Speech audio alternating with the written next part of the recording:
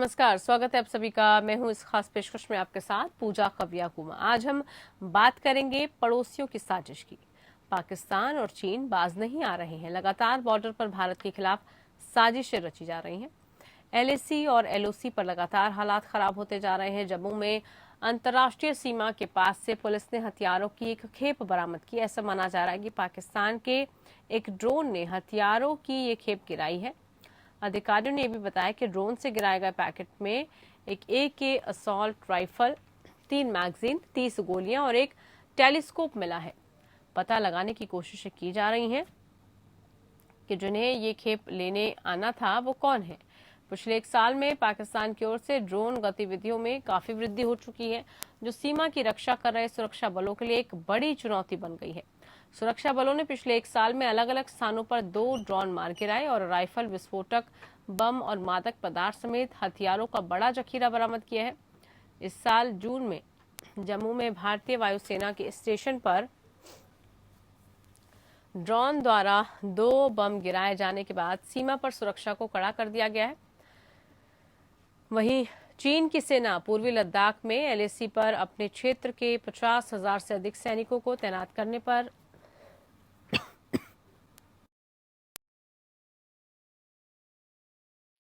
LAC पर अपने क्षेत्र में जो 50,000 से अधिक सैनिक हैं, उनको तैनात करने के बाद बड़े पैमाने पर ड्रोन का इस्तेमाल किया जा रहा है। अगर बात एलएसी की करें तो वहां पर चीन ने भारत के खिलाफ एक 3 लेयर साजिश रची थी, जिसके तहत कैमरा, रडार और मॉनिटर सिस्टम तैनात किए गए हैं। इसके साथ ही चीन एलएसी पर जैमर सिस्टम भी लगा रखा है। हॉट स्प्रिंग्स और गोगरा हाइट्स में चीनी ड्रोन दिखे हैं। इसके अलावा तोरतबेग ओल्डी इलाके में भी चीनी ड्रोन देखे गए हैं। ऐसा माना जा रहा है कि बॉर्डर पर रेकी करने के लिए चीन ये ड्रोन भेज रहा है और इसका इस्तेमाल कर रहा है। ये चीनी ड्रोन भारतीय चौकियों के करीब उड़ान भर रहे हैं। साथ ही ड्रैगन लगातार उकसावे वाली कार्रवाई भी कर रहा है। चीनी सेना PLA के करीब 100 सैनिकों ने लद्दाख के बाद अब उत्तराखंड के बाराहोती इलाके में करीब 5 किलोमीटर अंदर तक घुसपैठ को अंजाम दिया। पिछले महीने हुई घटना में चीनी सैनिकों ने भारतीय इलाके में बने एक पुल और कुछ अन्य आधारभूत ढांचे को नष्ट कर दिया था। इतना ही नहीं, PLA ने घटनास्थल से मात्र 70 किलोमीटर की दूरी पर अपना नया सैन्य ठिकाना बनाया। दरअसल क्वाड में किरकिरी के बाद चीन बौखला गया है। हालांकि चीन ने हर नापाक मंसूबों को ढेर करने के लिए भारत भी तैयार है। चीन की ड्रोन वाली साजिश को लेकर भारत पूरी तरह से अलर्ट पर है। आर्मी प्रमुख MM नरवणे ने कहा कि हम हर चुनौती से निपटने के लिए तैयार हैं। आर्मी चीफ नरवणे ने यह भी कहा कि चीन ने हमारे पूर्वी कमान तक पूर्वी लद्दाख और उत्तरी मोर्चे पर काफी संख्या में सैनिकों की तैनाती की है। निश्चित रूप से अग्रिम क्षेत्रों में चीन की तैनाती में वृद्धि हुई, जो हमारे लिए चिंता का विषय बना हुआ है। कुछ दिन पहले ही रक्षा मंत्री राजनाथ सिंह ने भी परोक्ष रूप से चीन को चेतावनी दी थी। राजनाथ सिंह ने कहा था कि यदि कोई ताकत भारत की 1 इंच भूमि पर भी कब्जे की कोशिश करेगी तो सेना उसे मुंह तोड़ जवाब देगी। सवाल है कि आखिर पड़ोसियों की साजिशों से कैसे निपटा जाए। LAC पर चीन की तैयारी भारत के लिए कितनी बड़ी चुनौती है।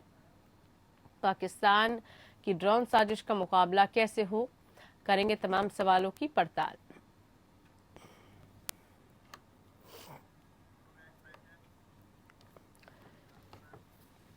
तो जो पड़ोसियों की साजिश है उसको कैसे बेनकाब किया जाएगा, ये बड़ा सवाल बना हुआ है।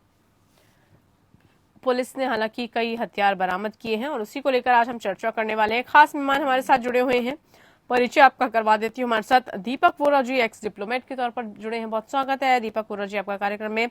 मेजर जनरल अश्विनी सिवाच हमारे साथ डिफेंस एक्सपर्ट के तौर पर जुड़े हैं। बहुत स्वागत है आपका जनरल साहब। सबसे पहले मेजर जनरल अश्विनी जी, आपसे ही मैं पूछना चाहूंगी, नापाक कोशिशें बार बार की जा रही हैं और इस बार जो बार बार देखा जा रहा है, जो अब एक नया ट्रेंड सेट हो रहा है ड्रोन का, ड्रोन के जरिए पहले तो नजर रखने तक की कोशिश थी, अब हथियार भी फेंके जा रहे हैं उससे। ये नया तरीका क्या है सर, जरा समझना चाहेंगे हम।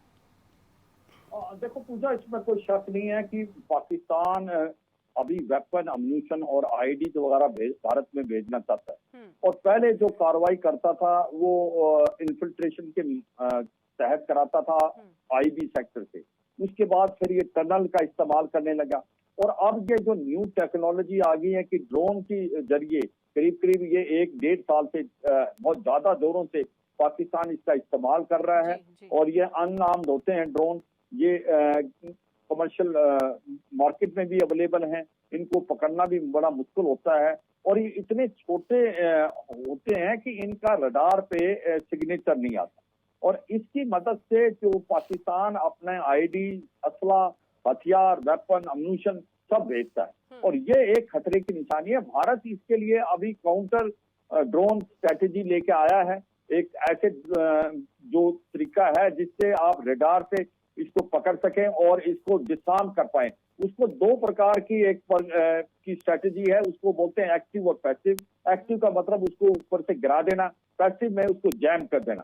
तो ये दोनों टेक्निक के साथ भारत अभी आया है, मगर सच्चाई है कि पाकिस्तान ने ड्रोन की एक ब्रिगेड भी बना ली है, और यही नहीं कि वो जो ड्रोन का इस्तेमाल कर रहा है हथियारों को भेजने के लिए ही, ड्रोन का इस्तेमाल वो अभी अटैक के लिए भी कर रहा है। जिस प्रकार से ये कुछ एक समय पहले जम्मू के एयरफोर्स स्टेशन में इन्होंने आईडी का एक प्रकार से टारगेट करके और वहां पर हमला किया था जम्मू के एयर स्टेशन पे। तो अब आपको ये समझना पड़ेगा कि भारत को इसके लिए काउंटर करने के लिए ये जो स्ट्रेटेजी है उसमें सारे मेथड एक्टिव, पैसिव, और दूसरा एक और सोचा गया है कि चीन को और पाकिस्तान को उसकी ही भाषा में जवाब दो।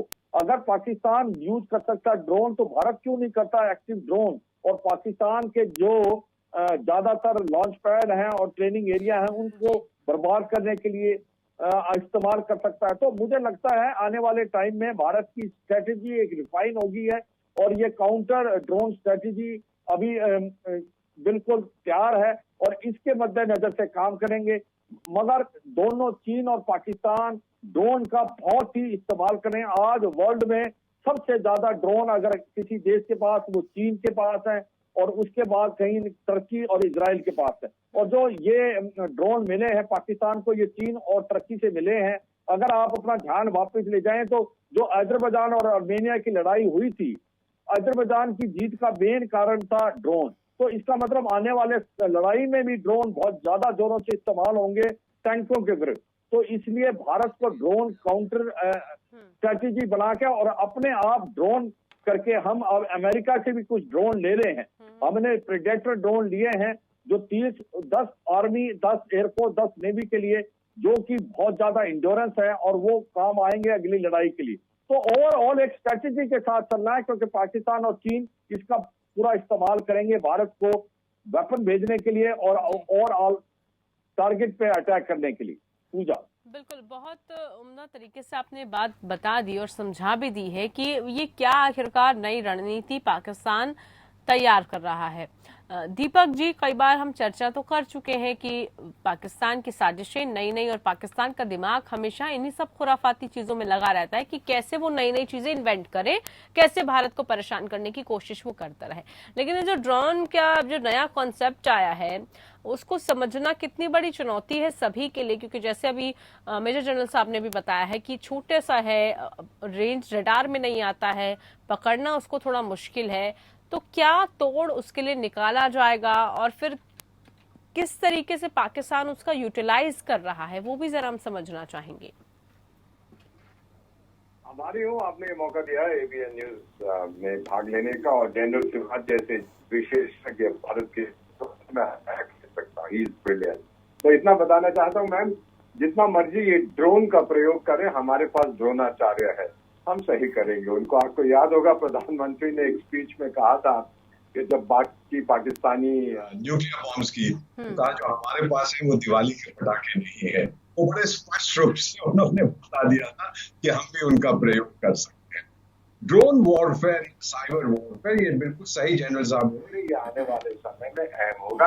आर्मीनिया में मैं आपका राजदूत रह चुका था 4 साल, मैं जानता हूँ उनकी फौज की काबिलियत क्या थी। अजरबैजान को वो मार के उसका बैंगन का भरता बनाती थी, लेकिन ड्रोन्स के कारण वो नहीं कर पाए, और ड्रोन्स के कारण काफी हद तक उनके जो वेपन थे, टैंक्स वगैरह थे, एंटी एयरक्राफ्ट गन थी, कुछ उनका एक रेडार सिस्टम था जो हमने दिया, मैं कोई सीक्रेट नहीं बता रहा, वो भी उन्होंने ड्रोन के जरिए नष्ट कर दिया, क्योंकि आर्मेनियन उसे सही तरह से प्रोटेक्ट नहीं कर पाए। तो अब ये जो कन्वेंशनल वॉरफेयर है मैम, ये अहम बात है समझने की, जिसने दोनों फौजें आपस में लड़ती थी। वो आपने देखा 47 में हुआ, 65 में हुआ, 71 में हुआ, 99 में हुआ। मेरा ख्याल 4 मुक्के खाने के बाद, मार खाने के बाद पाकिस्तान समझ गया है कि कन्वेंशनल वॉरफेयर में अब की अगर दोबारा कोशिश की तो मेरा नाम निशान मिट जाएगा। फिर वो हमें धमकी देता था न्यूक्लियर बॉम्ब की, न्यूक्लियर थ्रेशोल्ड, रेड लाइन, वो भी हमने देख लिया कुछ नहीं कर पाता है। तो उसके हमने ना केवल LOC क्रॉस की थी इनटू POK और वहां पे हमने हमला किया था कुछ साल पहले, बल्कि खास पाकिस्तान में जाके बालाकोट में वहां के उनके जो कैंप्स थे उनको ठोका। पाकिस्तान के न्यूक्लियर वेपन्स कहाँ गए, अपने सेफ डिपॉजिट में रखे हुए थे। तो ये धमकी देनी एक चीज है, उनका रियली प्रयोग करना दूसरी बात है। अब जबकि आप कन्वेंशनल वॉर और न्यूक्लियर वॉर में भारत का मुकाबला नहीं कर सकते, तो फिर आप इस टेक्नोलॉजी का प्रयोग करते हैं, जिसका आपने अभी सही बताया, ड्रोन। और अब एंटी ड्रोन टेक्नोलॉजी जो है हम लोग उसको डेवलप कर रहे हैं। मैं जानता हूं बेंगलुरु में एक कंपनी है, इजरायलियों के साथ हम बातचीत कर रहे हैं, उन इनकॉर्पोरेट किया और जो ड्रोन है उसको अंधा करना, उनको देख ना पाए, ये अब आने वाला है। यूनाइटेड स्टेट्स काफी आगे निकल चुका है, इजराइल बहुत आगे निकला, क्योंकि हमास ने भी ईरानियन ड्रोन का प्रयोग करने की कोशिश की तो उसका सबको नष्ट कर देता। हमारे पास वो कैपेबिलिटी बहुत जल्दी पूरी तरह से आ जाएगी। मैम IT में तो आप जानती हैं, अल्टीमेटली साइबर वॉर पे डिपेंड करता है आपकी इंफॉर्मेशन टेक्नोलॉजी में काबिलियत, और पूरी दुनिया ये कहती है कि India is an IT super power. तो उसका प्रयोग करके हम लोग बड़ी आसानी से इन ड्रोन्स के साथ निपट सकते हैं। इतना मैं कहना चाहता हूँ कि समस्या है, कोई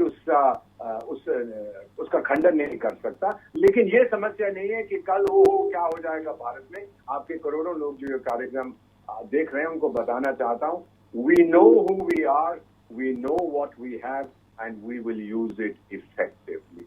इससे बड़ा और मैं क्या कह सकता हूँ।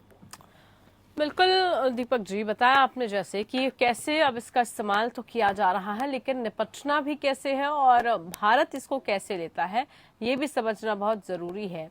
यहाँ पर मैं आपसे ये जानना चाहूंगी अश्विनी जी कि इससे पहले की लड़ाइयां, जैसे सर ने भी जिक्र किया दीपक जी ने, कि कैसे होती थी और कितनी बार भारत उनको मुंह तोड़ जवाब दे चुका है।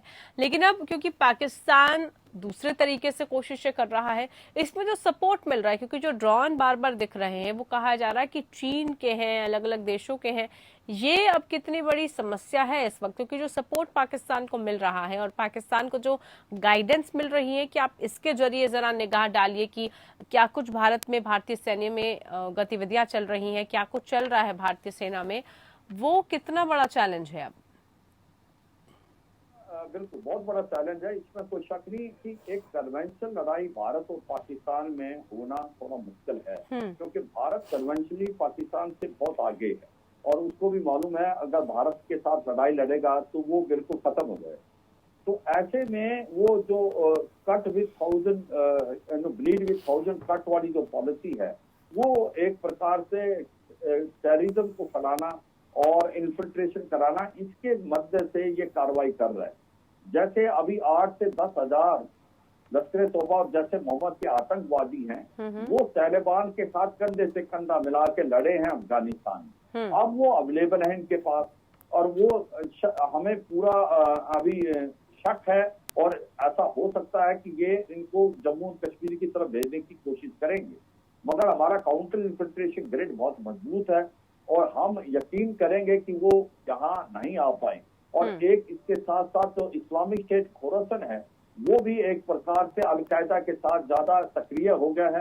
वो भी हमारे जो कि हिंडरलैंड में कोशिश करेगा ऐसी स्लीपर साइलेंट, स्पेशली केरला में जो ये अभी फेस्टिव सीजन है उसके अंदर ID ब्लास्ट करके कॉमनल डिस्टर्बेंस करने। तो अभी पाकिस्तान की जो पॉलिसी है वो ये है कि इंडिया को ब्लीड करो विद 1000 तक, ये जो इंसर्जेंसी टेररिज्म फैला के, इसका जवाब हमें आपने बताया कि हो क्या रहा है कि अभी 1-1.5 साल में जो हमारा ऑल आउट ऑपरेशन है वो बहुत इफेक्टिव रहा है।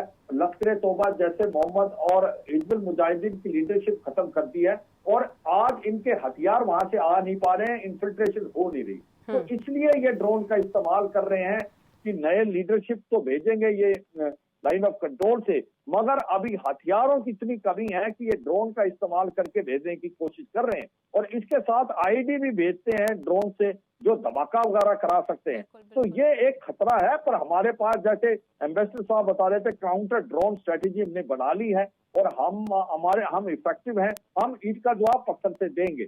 मगर ये सच्चाई है कि पाकिस्तान को चीन से ड्रोन बड़े मिल गए हैं और टर्की से भी, क्योंकि इसको काफी कम सस्ते रेट में मिल गए हैं, तो इसने एक ब्रिगेड रेज कर लिया। वो एक हमें समझना चाहिए कि अगर एक ब्रिगेड की जो स्ट्रेंथ की है ड्रोन उसने कर लिए हैं, तो उसको काउंटर करने के लिए हमारे पास भी स्ट्रेटेजी है और हम ले रहे हैं जल्दी। तो सच्चाई यह है कि पाकिस्तान भी कोशिश करता है ऐसे तरीके अपनाने के कि जिससे वो आपके अंदर आतंकवाद फैलाए या आपके अंदर कम्युनल डिस्टर्बेंस पहुंचाए भारत के अंदर, और इसको काउंटर जो आपने बहुत अच्छा करना है। और आज अफगानिस्तान की जो सिचुएशन है उसका इम्पैक्ट पड़ सकता है पूरे रीजन में। वहां पर अभी सिविल वार जैसी सिचुएशन पैदा हो जाएगी, क्योंकि वहां इंक्लूसिव गवर्नमेंट नहीं बनाई है तालिबान ने, उसको कोई रिकॉग्नाइज करेगा नहीं, उनको कोई फंड मिलेंगे नहीं। अगर फंड नहीं मिलते तालिबान को 6 से 8 बिलियन डॉलर, ना IMF ना वर्ल्ड बैंक कोई नहीं देगा, तो वो गवर्नमेंट नहीं चल पाएगी। और इतने में जो इस्लामिक स्टेट, खोरासान, अल कायदा वो भी सक्रिय हैं। मुझे लगता है आने वाले समय में वहां पर एक सिविल वार जैसी सिचुएशन पैदा हो सकती है।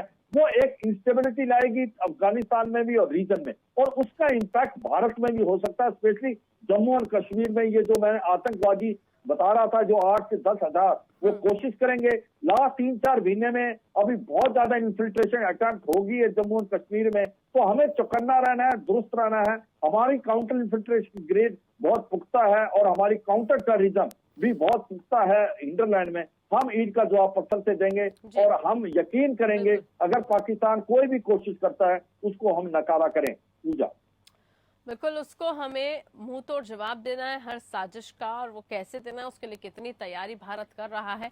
दीपक वोरा जी, अब बात जरा हम LAC की कर लें तो चीन की तैयारी है भारत के लिए कितनी बड़ी, ये भी चुनौती है, क्योंकि कहा जा रहा है कि जो चीन है वो अब 3 लेयर स्ट्रैटेजी के तहत काम कर रहा है। 3 लेयर स्ट्रैटेजी आपको भी पता है, उसके तहत वो धीरे धीरे कोशिशें कर रहा है कि कैसे अपने जो मंसूबे हैं उसमें आगे बढ़ा जा सके। बार बार हालांकि इसको लेकर बैठकें भी हुई हैं, शांति की अपील भी की जा रही है। दोनों की अर्थव्यवस्था कितनी मजबूत है इससे भी किसी को गुरेज नहीं है और इसको भी हम अनदेखा नहीं कर सकते। लेकिन चीन की ये जो धीरे धीरे वाली कोशिश है, ये आप कैसे देखते हैं इसको? आपका सवाल बहुत अहम है। जनरल सिवाच बताएंगे सिचुएशन ऑन द ग्राउंड क्या है, किस तरह से जम के हम उनका मुकाबला कर रहे हैं।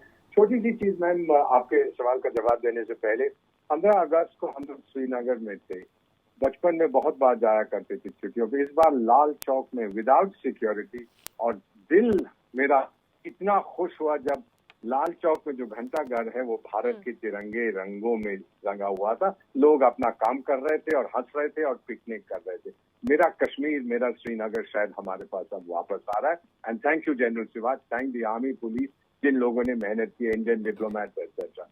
आपका ये प्रश्न है कि चीन क्या साजिश रच है। मैम, चीन इस समय फंसा हुआ है, जैसे हम अंग्रेजी में कहते हैं, trap between hype and reality. एक तरफ जो उसने अपने आप को एक बहुत शक्तिशाली देश बना के दुनिया में ये फैलाने की कोशिश की है, और दूसरी तरफ हकीकत क्या है। आपको याद दिला दूं, आप बहुत जवान हैं, आपका जन्म नहीं हुआ था बांग्लादेश की लड़ाई में।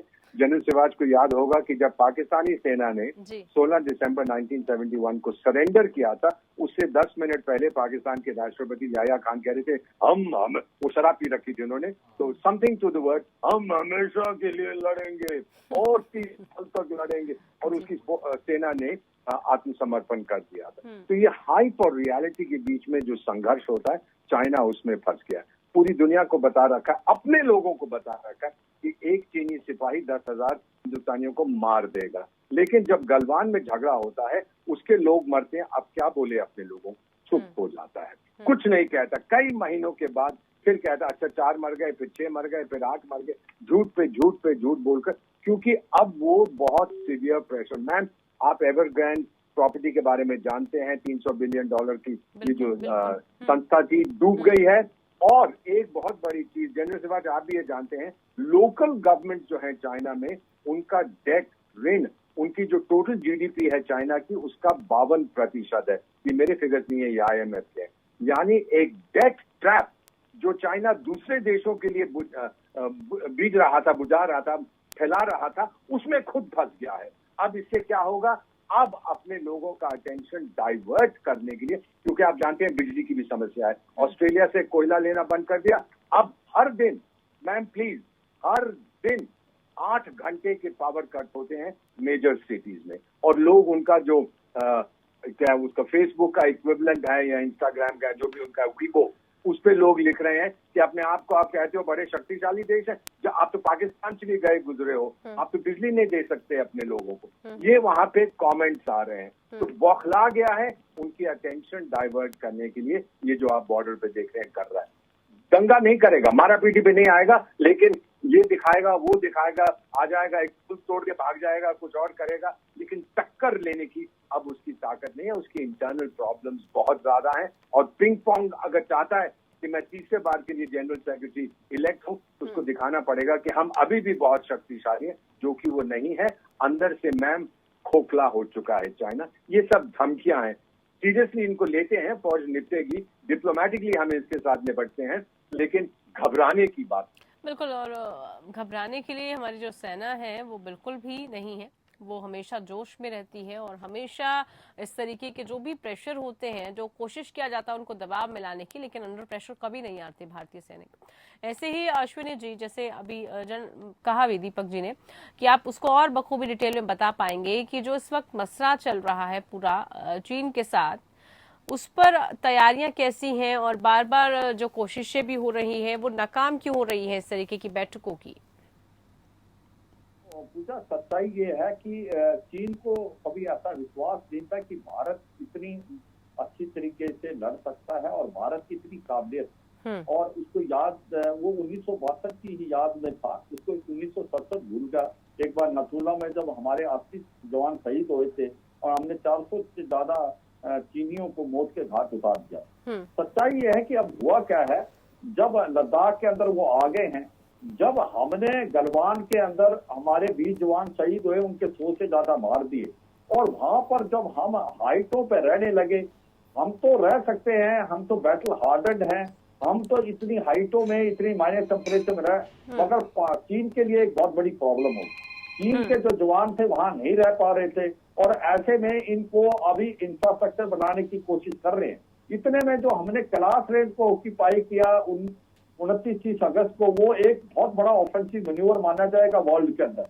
तो चीनी जो है बिल्कुल बुखला गए, उनको डर है, घबराहट है कि अगर लड़ाई होती है तो भारत उसको अब जीत लेगा, तिब्बत के इलाके को। इसी को करते हुए अब वो तैयारी करने की कोशिश कर रहे हैं, इंफ्रास्ट्रक्चर बनाने की कोशिश कर रहे हैं, उसके बाद अपनी एयरफील्ड को बड़ा रहे हैं, अपने एयरक्राफ्ट ला रहे हैं, S-400 एयर डिफेंस सिस्टम ला रहे हैं। ये एक डर का रूप रेखा है, ये नहीं कि आज वो ताकतवर है, आज उनके अंदर घबराहट है, और वो क्वाड के नाम पे आपको एक प्रेशर डालने की कोशिश कर रहे हैं। मुझे लगता है 2 चीजों में भारत की बहुत बड़ी एज है, एक तो भारत की वायु शक्ति, और एक है नेवी। वायु शक्ति क्योंकि जब से हमारे पास रफेल आया है, हमारे पास MiG-29, मिराज 2000, जगो, उसके बाद अपाचे ट्राइकैप्टर, और फिर रफेल आ गया है, उससे वायु शक्ति जो है वो काफी ज्यादा बढ़ गई है, हमारे तरफ पक्ष की तरफ भार है।